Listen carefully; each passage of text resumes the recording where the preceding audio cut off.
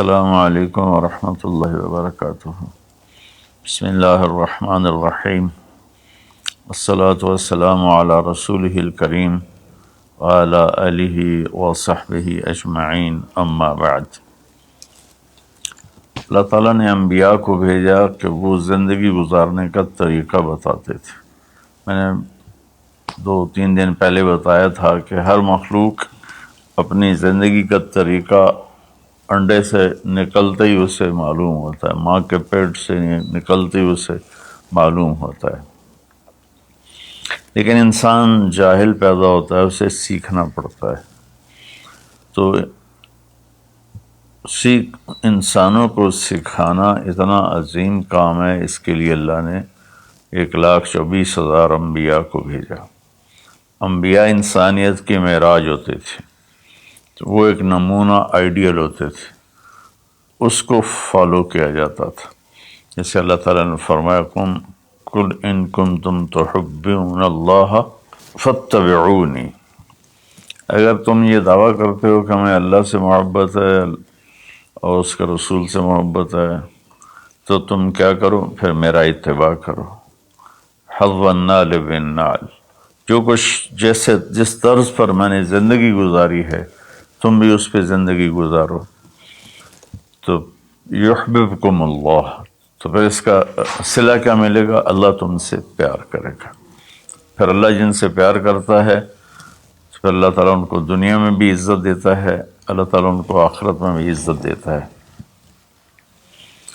تو اللہ کے نبی کی زندگی کی تعلیمات ایک لمبا چوڑا نظام ہے، لیکن اگر اس کو خلاصہ کروں تو چند حدیثیں ہیں۔ آپ نے ارشاد فرمایا اربع اذا كانت فیک ما ضرک ما فاتک من الدنیا۔ آپ نے فرمایا کہ میری امت 4 باتیں مجھ سے لے لو فرائض کے بعد۔ دیکھو میرے بھائی بہنوں، نماز کی معافی نہیں ہے، اس کو ہر حال میں پڑھنا ہوتا۔ ایک ایمان 24 گھنٹے فرض ہے، نماز 5 وقت فرض ہے، روزہ سال میں 1 مہینہ فرض ہے، زکوٰۃ سال میں 1 منٹ 1 ٹائم کے لیے فرض ہے، سال گزرنے کے بعد آئندہ سال آنے تک اس کو کلیئر کرو۔ حج زندگی میں 1 دفعہ فرض ہے، جب کبھی اللہ توفیق دے اس کو ادا کرو۔ تو ان فرائض کے بعد پھر ان فرائض میں صرف نماز ایسی ہے جس میں کوئی عذر قبول نہیں سوائے بے ہوشی اور موت کی۔ اس کے علاوہ ہر حال میں نماز کا پڑھنا اللہ تعالیٰ نے ہمارے ذمے کر دیا ہے۔ روزہ بیمار ہے تو نہ رکھے، بعد میں رکھ لے، سفر میں ہے بعد میں رکھ لے، زکوٰۃ دینے کا وقت آیا تو پیسے کوئی نہیں ہے تو ٹھیک ہے اب نہ دے، بعد میں دے دے۔ اور حج میں بھی ایسا ہے کہ بیمار ہے تو نہ کرے، راستے میں فتنہ ہے تو نہ کرے، یعنی جنگ ہے یا بدامنی ہے تو مت کرے، لیکن اس کو مؤخر کر سکتا ہے، کسی بھی سال حج کر لے۔ ان الصلاۃ کانت علی المؤمنین کتابا موقوتا، نماز وہ چیز ہے جو اللہ تعالیٰ نے تمام دنیا کے مسلمانوں پر فرض کی ہے، اس میں کوئی گنجائش نہیں ہے۔ تو میری یہ سب بہن بھائیوں سے گزارش ہے، بچے بچیوں سے، نماز ضرور پڑھیں، اللہ کے واسطے نماز ضرور پڑھیں۔ اس میں کوئی معافی اللہ تعالیٰ نے نہیں رکھی۔ اللہ کے لیے میں آپ سب سے منت کرتا ہوں، میں کہا کرتا ہوں اگر نماز چھوڑنے کی گنجائش ان 15ویں صدی جا رہی ہے، 1441 ہو گئی ہے، اگر اس میں کسی کو گنجائش ملتی تھی تو میرے نبی کے نواسے حسین علیہ السلام کو کربلا کے میدان میں ملتی تھی، لیکن انہوں نے بھی وہاں نماز نہیں چھوڑی، سر کٹوا دیا۔ تو برائے مہربانی نماز سارے بچے بچیاں بہن بھائی ضرور ادا کریں۔ تو وہ حدیث یہ تھی، اس کے بعد نماز، روزہ، حج، زکوٰۃ کے بعد، زکوٰۃ اور حج مالداروں پر ہے۔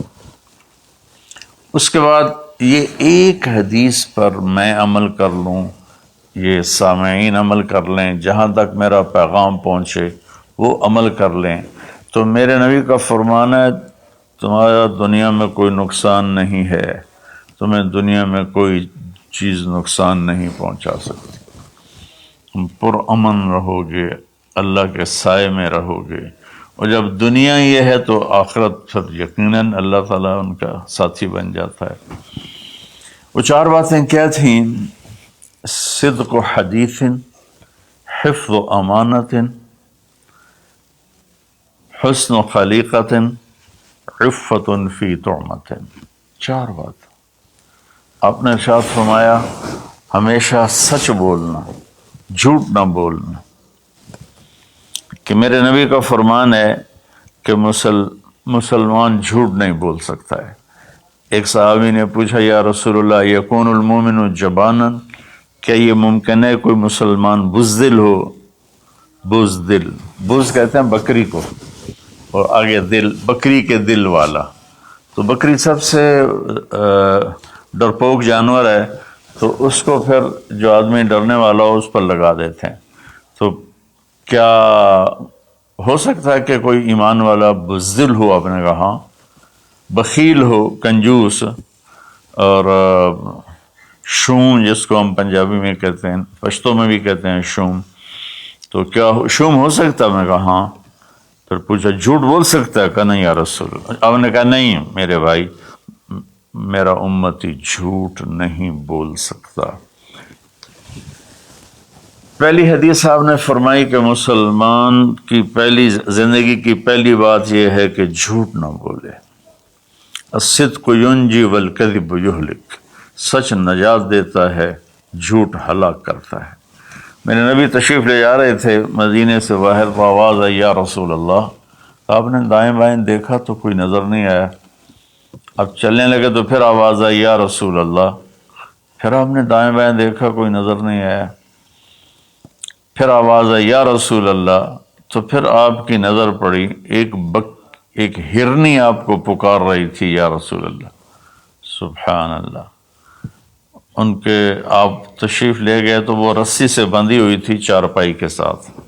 کہنے لگے یا رسول اللہ میرے چھوٹے چھوٹے بچے ہیں، وہ بھوک سے مر رہے ہوں گے، آپ مجھے چھوڑ دیں، میں ان کو دودھ پلا کے واپس آ جاؤں گی۔ اللہ،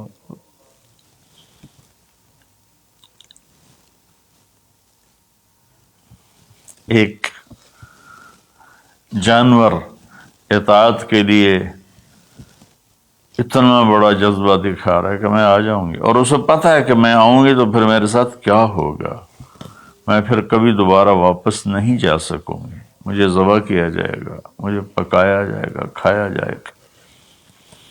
آپ نے فرمایا اب تو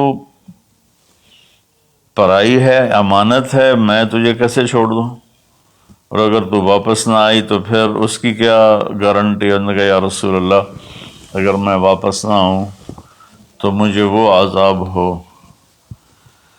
جو اللہ کے نافرمان بندوں کو ہوتا ہے، مجھے وہ عذاب ہو آخرت میں جہنم کا۔ تو آپ نے اس کی رسی کھول دی اور وہ دوڑ لگا دی اس نے، اور آپ وہیں تشریف فرما ہو گئے۔ دیر ہوتی چلی گئی تو آپ کی تشویش بڑھتی گئی۔ وہ جو مالک مکان تھے وہ بھی نہیں موجود تھے، کہیں باہر ہوں گے۔ کافی دیر کے بعد آپ نے دیکھا وہ پہاڑ کی چوٹی سے نیچے آ رہی تھی، اور بھاگتے بھاگتے بھاگتے میرے نبی کے قدموں میں آ کے سر رکھ دیا، یا رسول اللہ میں حاضر ہوں۔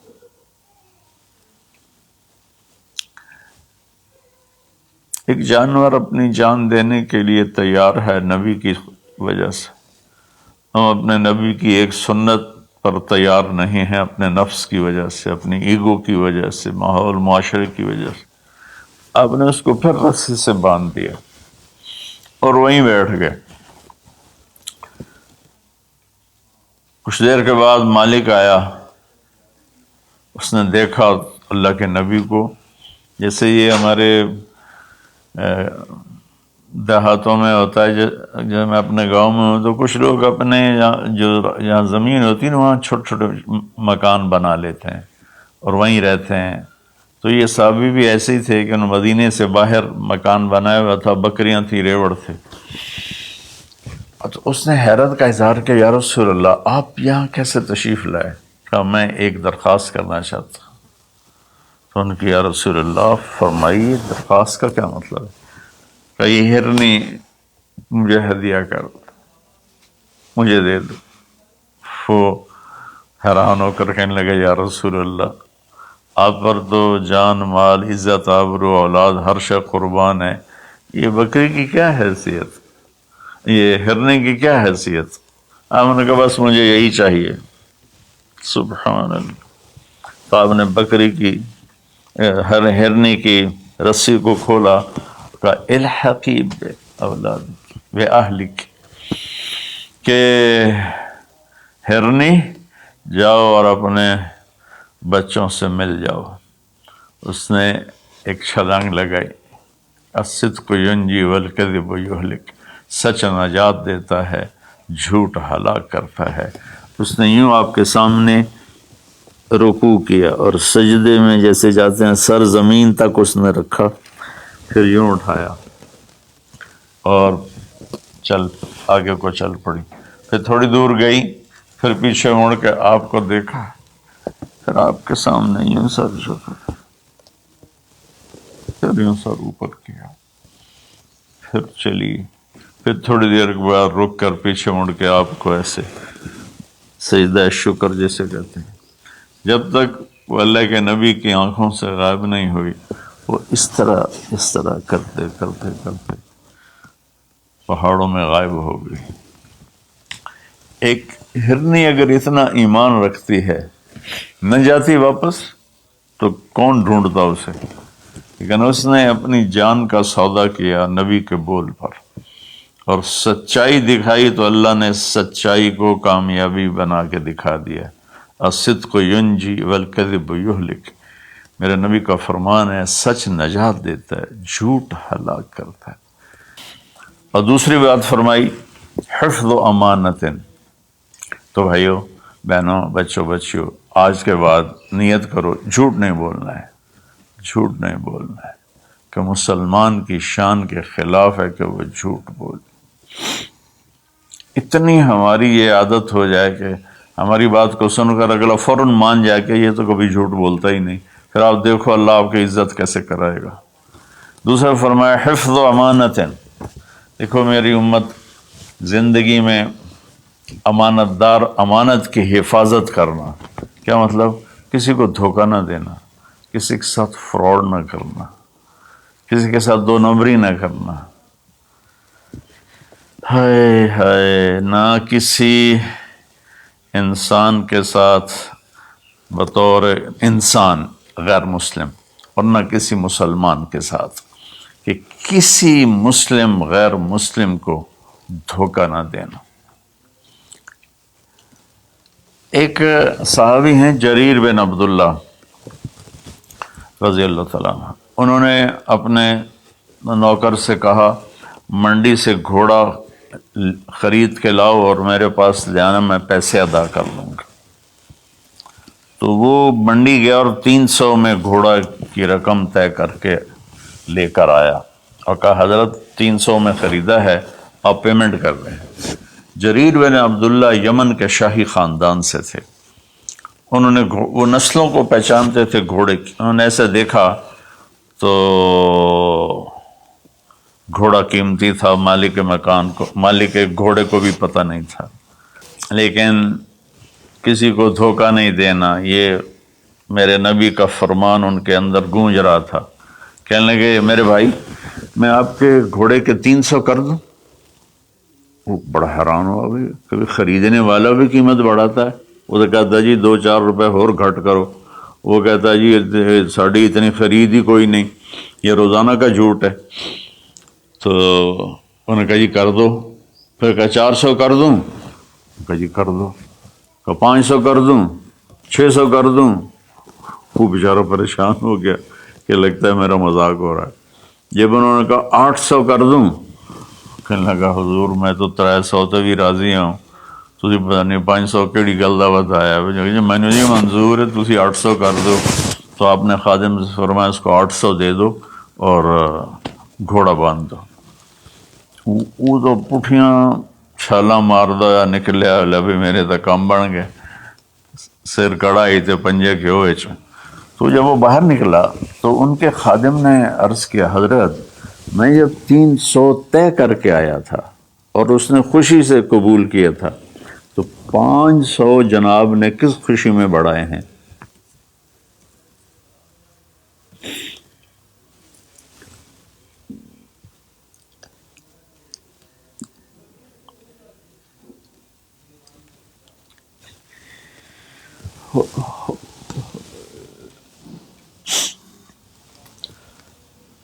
تو آپ نے فرمایا کہ میرے دوست اس کا گھوڑا 300 کا نہیں تھا، 800 کا تھا، اسے اپنے گھوڑے کی قیمت کا خود بھی پتہ نہیں تھا، تو میں 300 میں لیتا تو یہ دھوکہ ہوتا، اور میں نے اپنے نبی کے ہاتھوں میں ہاتھ دے کر عہد کیا تھا، میرے نبی نے مجھ سے فرمایا تھا جریر زندگی بھر کسی کو دھوکہ نہ دینا، سب کی خیر خواہی چاہنا۔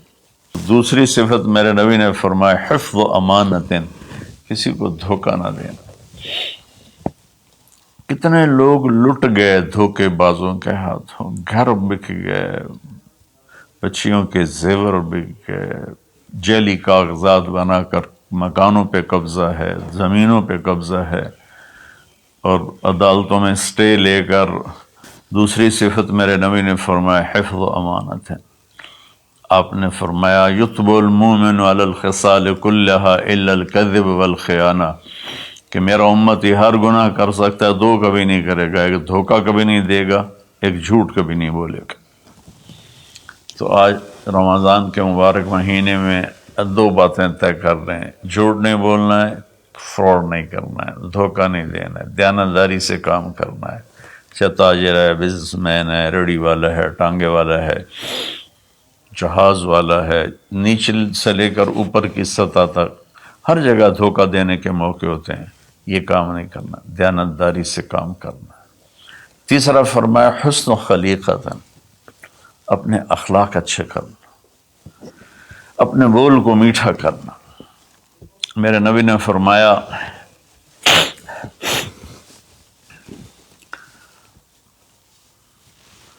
معاذ تمہیں اپنی شریعت کا خلاصہ بتاؤں؟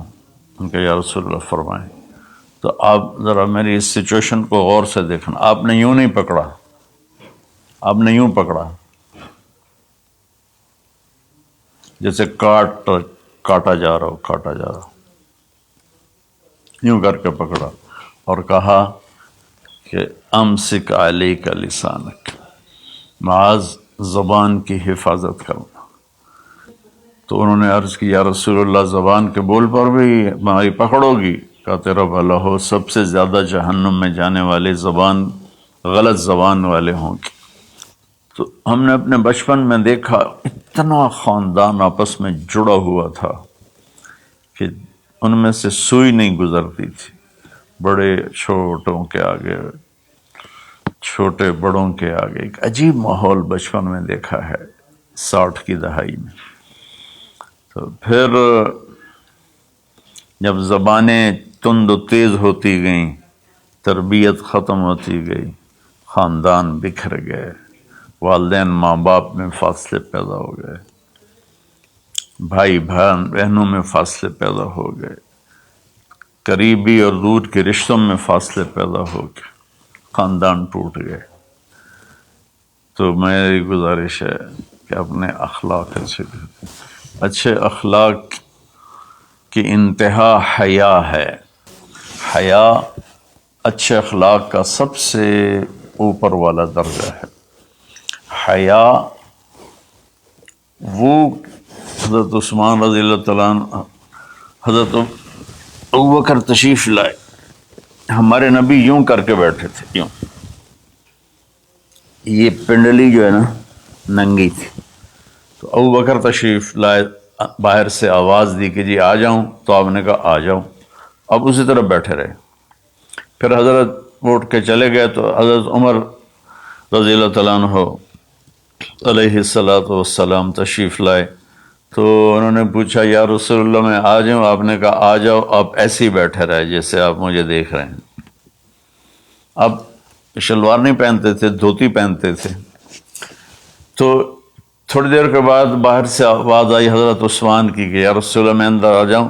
حضرت عثمان رضی اللہ تعالیٰ عنہ تیسرے خلیفہ علیہ الصلاۃ والسلام، تو آپ نے اپنی چادر کو ایسے کیا اور یوں سیدھے ہو کر ایسے بیٹھ گئے. آپ نے کہا آ جاؤ. وہ آ گئے. تو جب وہ اٹھ کے چلے گئے تو ام عائشہ رضی اللہ تعالیٰ عنہ علیہ السلام یہ سارا منظر دیکھ رہی تھی. تو آپ نے پوچھا یا رسول اللہ، وہ میرے والد آئے آپ ویسے ہی بیٹھے رہے، عمر آئے آپ ویسے ہی بیٹھے رہے، جب عثمان آئے تو آپ نے کپڑا بھی ٹھیک کیا اور چوکڑی مار کے بیٹھ گئے، اس کی کیا وجہ ہے؟ کہا عائشہ عثمان بڑے حیا والا ہے، یہ اتنے حیا والا ہے کہ اس سے فرشتے بھی حیا کرتے ہیں، تو میں کیوں نہ کروں؟ اگر میں اس طرح ہوتا تو وہ مجھے دیکھ کے ویسے ہی واپس چلا جاتا، وہ ایسے حیا والا ہے. تو تیسری بات وہ ہے کہ ہمارے دلوں میں سب سے محبت سے رہنا سیکھیں، پیار سے رہنا سیکھیں، اپنے اخلاق کو ٹھیک کریں، زبان کا بول میٹھا، دل کا جذبہ سچا. تو اس اور حیا پاک نام، کبھی کسی غیر محرم پہ نظر پڑے تو آنکھ نیچی ہو جائے. اور اپنی بچیوں سے بھی کہتا ہوں کہ اپنے آپ کو کور کر کے چلو، تو حیا سے ایمان مکمل ہوتا ہے. اور چوتھی بات ہے عفت فی طعمۃ، کہ رزق حلال کمانا. رزق حلال کے بارے میں فرمایا وَمَنْ أَمْسَكَ كَأَن بِعَمَلِ يَدِهِ أَمْسَى مَغْفُورًا لَهُ، جو صبح سے شام تک حلال کمانے میں تھکتا ہے اس کے اس دن کے سارے گناہ معاف ہو جاتے ہیں. میرے نبی نے فرمایا جس نے دنیا کو طلب کیا، من طلب الدنیا حلالا، رزق حلال، سعیاً علی اہلہ، بچوں پر خرچ کرنے کے لیے، تعطفاً علی جارہ، غریب پڑوسیوں پر خرچ کرنے کے لیے، استعفافاً عن المسألہ، اور ہاتھ پھیلانے سے بچنے کے لیے. جو آدمی رزق حلال ان چار چیزوں کی وجہ سے کمائے گا، اللہ تعالیٰ قیامت کے دن اسے اس طرح اٹھائیں گے اور اللہ سے ایسی ملاقات ہوگی کہ اس کا چہرہ 14ویں کی رات کی طرح چمکتا ہوگا، صرف رزق حلال. کئی گناہ ایسے ہیں جو عبادت سے معاف نہیں ہوتے، وہ رزق حلال میں تھکنے سے معاف ہوتے ہیں. سعد بن معاذ بیٹھے ہوئے تھے ایسے کر کے آپ کی محفل میں، تو آپ کی نظر پڑی ان کے ہاتھوں پر، ہتھیلی پر، تو اس میں نشان تھے. مزدور کسی چلاتے ہیں تو نشان پڑ جاتے ہیں. تو آپ نے کہا سعد یہ کیا ہے؟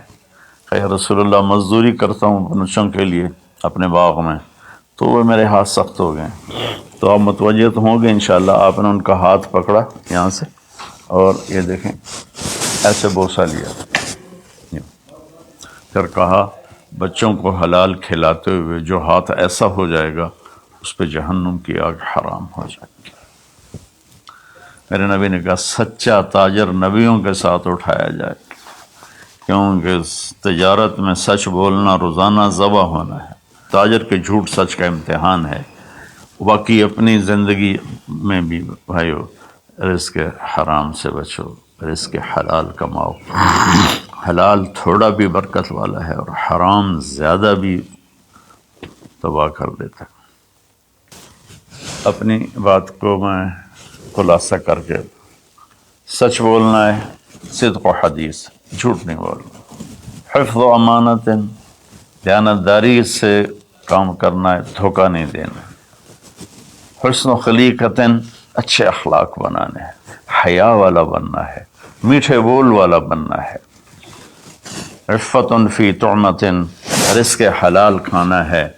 اس کے بعد آنکھیں بند. پھر موت ایسا ہے اللہ کے رب ہونے کی قسم، یہ مرد یا عورت، اس کے لیے موت سب سے بہترین تحفہ ہوگا، بہترین تحفہ ہوگا کہ جب یہ اللہ کی بارگاہ میں جائے، اللہ اسے ہنس کے ملے گا، خوش ہو کے ملے گا، اور یہ اللہ کو خوش ہو کے ملے گا.